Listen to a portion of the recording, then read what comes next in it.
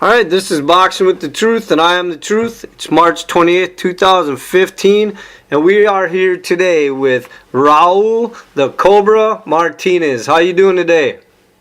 I'm doing good, man. Well, I appreciate you taking time to do the interview. I know you're at your daughter's soccer game. Is that what it is? Yeah, softball game right now. Okay, softball. Well, I appreciate you taking time away from that to do our interview. So I'll try to as be fast as possible so you can get back to the game. You are super bantamweight, but you kind of fluctuate at weight and fight in different weight divisions, right?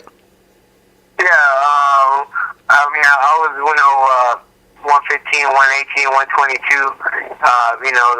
But I'd like to stay around 18 to 22 this past several years. Okay, and you're age 33 now. Yeah, 33 years old, man. And you're still out of San Antonio, Texas. Yes, sir. And your pro record is actually 30 wins with 18 knockouts and 4 losses. Yeah. Okay, I want to jump. It should be better than that, man. But sometimes you don't get it. Sometimes you don't get it, man. But I want to jump back in your career, so some people that don't know, before your pro career, you were pretty you were an amateur standout. You actually won 2-time U.S. national champion. You won the U.S. Challenge, the PAL champion. You were 4-time Texas State Golden Gloves champion. You were actually the #1 flyweight in the U.S. for 3 years. And you actually traveled with the American team, and you boxed in the 2003 Pan Am Games, right? Yeah, man, you got everything right, man, and several other tournaments with the U.S. team, man. Traveled over, 10 countries with the team. We had a good class, man, with Andre Berto, Timothy Bradley, Andre Guerrero, Andre Ward. You name them, man. Lamont Peterson. You name them, man. We had a good class. So to be able to be on the same team with these guys, future legends that I believe, man, that if they keep on doing what they're doing right now, they're gonna be remembered for a long time. It feels good to be a part of that class, and I had a great time in my amateur days. Okay, and also in your pros, though, I want to talk about a couple of your titles. You've had the IBO International Super Flyweight title, the IBA Super Flyweight title, and the NABF Super Flyweight title, right? Yeah, the IBA and the NABF, not the IBO, but IBA. I had the IBA Latino, I had the IBA World title, and then I got the NABF title, and then one of my latest ones was just getting the regional, like Texas title that I had got. Okay. But my biggest ones was, of course, the NABF, the IBA World title. Yeah, and you've actually fought for the IBF Super Featherweight title twice, right? Yeah, unfortunately, I fell short, man. I got some, especially, one of them was against, all-time great fighter, man. No need to down there. In the Philippines, I fell short on that one. Got the second opportunity against Rodrigo Guerrero in Tijuana, Mexico. I had won the first fight. It was a real tough fight that I won. Good decision on that, and the rematch was for the IBF title. And unfortunately, I got headbutted. Yeah, I believe like in the second or third round. And the referee stopped. I think the referee had stopped the fight due to my cut. They didn't give me a chance to keep going, man. But it was just a bad luck, and unfortunately, I ended up, on the downside on that part. And there was never any talks about a third fight between you two? What was that? Was there ever any talks about a third fight between the two of you? No, there was never any talks on that. I believe that was my last fight with Top Rank Promotions. I was with Main Events, with Kathy Dula Main Events for about close to 4 years. And towards the end of my 4-year deal with them, I was kind of wasn't really fighting too much. I had about 8 months left in my contract with Main Event, and I talked to my advisor at that time, Lou Mizarana. I asked him to try to get me released since I wasn't fighting as much as I wanted to. I was 20-0 on the bench, wanting to fight, and I got released, and luckily, I got signed. Got signed with Top Rank Promotions with a 4-year deal, and they got me right away. They got me on TV. I was on TV prior to that, but first fight with them, I was on TV. Next fight, I was fighting for IBA a world title, and then got me some other straps, and then getting me to fight against Donaire and Rodrigo Guerrero for the IBS strap, and they got me good fights, man. So the Guerrero fight was my last fight that I lost, and that was my last fight with Top Rank, and I got released. After my 4-year deal, I didn't get re-signed, and then I ended up going to Jesse James Leija to train with Jesse James Leija, and my past several fights have been some Golden Boy Leija Batá promotion cards. So I still try to get it going. Okay, and speaking of Jesse James Leija, a lot of people know him as a boxer, not a trainer. But how is your relationship with Jesse James? Man, Jesse James, man, I've always had great respect for him since I was a little kid, man.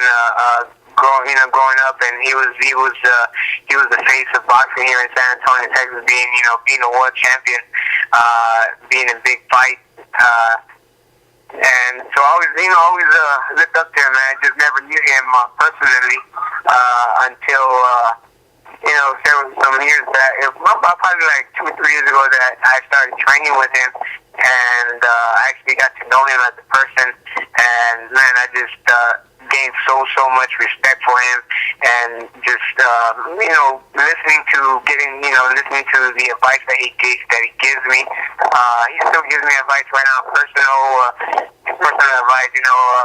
There's different things that are going on in my life right now. He's still there for me, giving me great advice, not just boxing advice. So he's an awesome person, man. Great champ. So much respect for him, like I said. I wanna ask you about a fighter that you fought and see what you think of this guy personally, because from what I read, based on what he said, he doesn't really think about you too much personally. How do you feel about Omar Gonzales?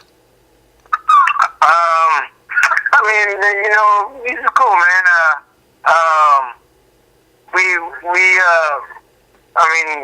He was around before I was, man, when we were amateurs. He was actually a really good fighter, man, a really good fighter, winning national title as a young kid. And me, I wasn't fighting at all, man, but I was being on knees and things like that. And then once I started fighting, I still kept looking up to him. And one time we had sparred when we were I think I was 15, and he's a little older than me.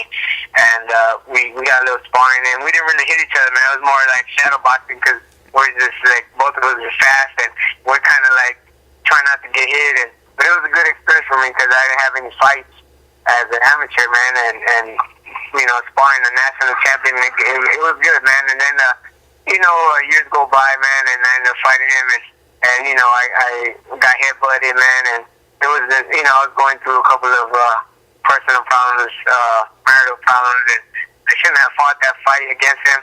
It was especially it was a 4-round fight, I was training for maybe an 8-round fight, and at 118 pounds, and ended up being at 122, and there's a lot of stuff going on, man, and I shouldn't have fought that fight. He's a good fighter, man. He's a great fighter. He's a good fighter, very, very skilled fighter, but when you're not there mentally, you're not going to beat anybody, and unfortunately, that's what happened to me, man. I think it could have been anybody in front of me, and I probably would have lost. So, being OJ or being,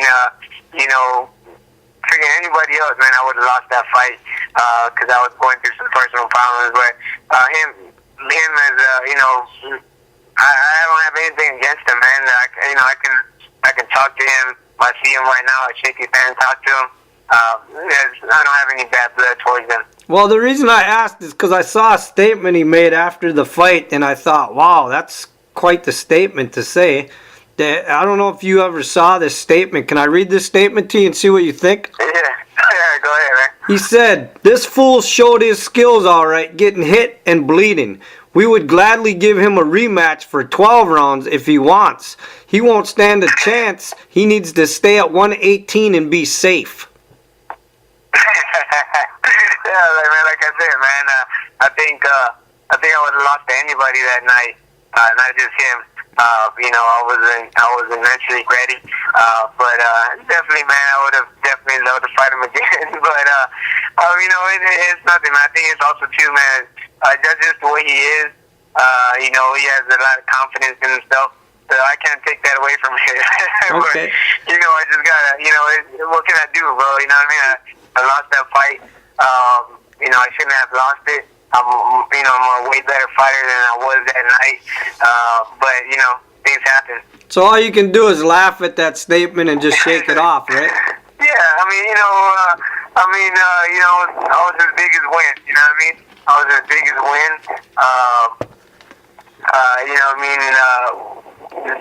It's cool, man. You know what I mean? It was an honor to fight him, man. He's a good fighter, and you win some, you lose some. I mean, my life's not over. You know what I mean?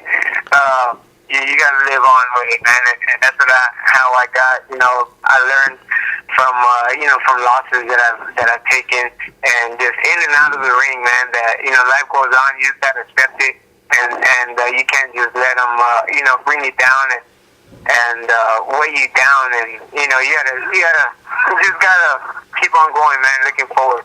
Okay, so let's talk about your injuries a little bit. I know over your career, you've had some hand injuries, and then you tore your left bicep, and that almost ended your career. So are you like 100% now? Are all your injuries healed up? Are you okay?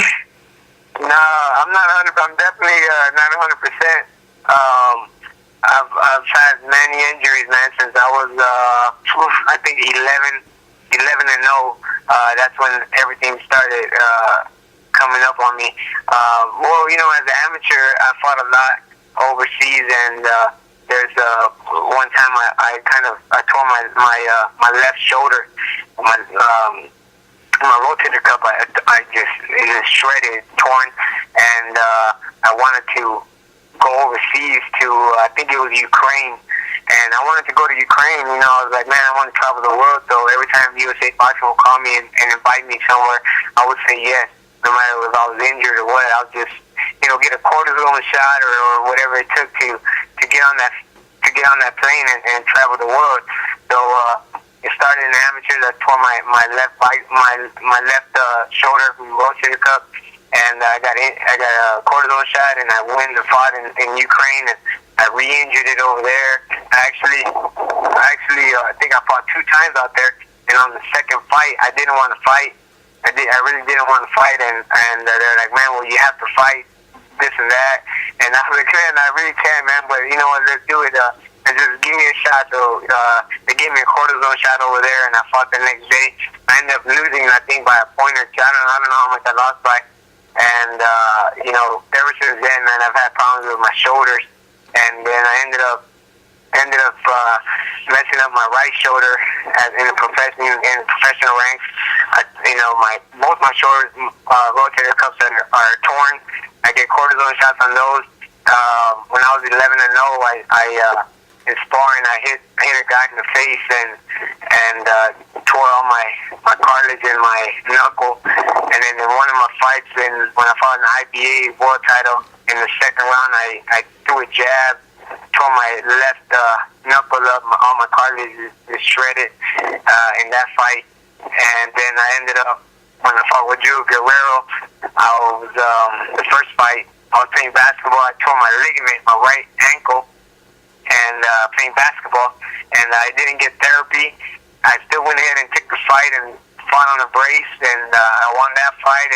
And I mean, it goes on now, man. And then I tore my left bicep in a fight in Mexico. I ended up winning by knockout. I mean, I'm probably forgetting some injuries, man, but those are the main ones. My 2 hands, my 2 shoulders, my right ankle, my bicep. I don't know, I got some other stuff, man. I've done a lot, man. I've gotten hit, in the face in the amateurs where I broke my eye socket in a fight when I fought against a Tyler in the, I believe it was in the U.S. Challenge, and it was the first fight, and I beat him still, and I fought Roberto Benitez, who was, a really good standout. He's also an Olympian. I beat him with a broken eye socket with so much pain in my eye. The doctor said if I would have got hit a couple more times, it would have ruined my career, ended my career. But I ended up winning that fight. So I mean, I've had injuries, man, throughout my whole career, but they don't stop me, man, from doing what I love. Okay. Have you ever had any type of habits or superstitions or rituals that you always had to do before a fight?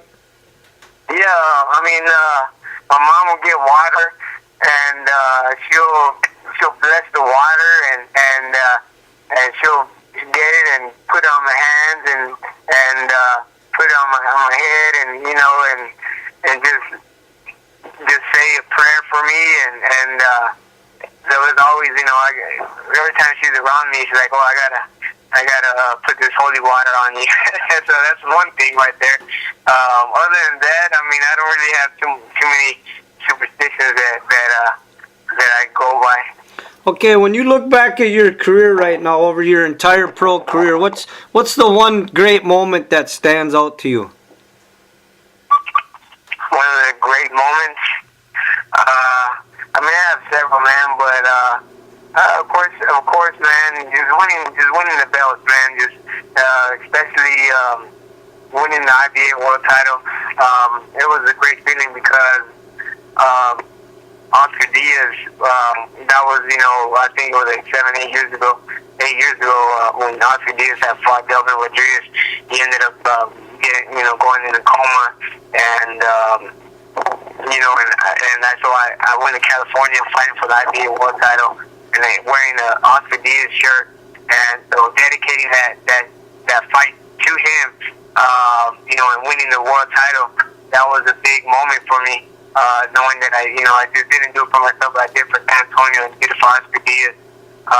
It was I felt it, man. It was just a great feeling, as well as other times that I won, some other titles that I won. It's always a great feeling to win a title, to know that you're doing something, that you're winning something that you've been working for.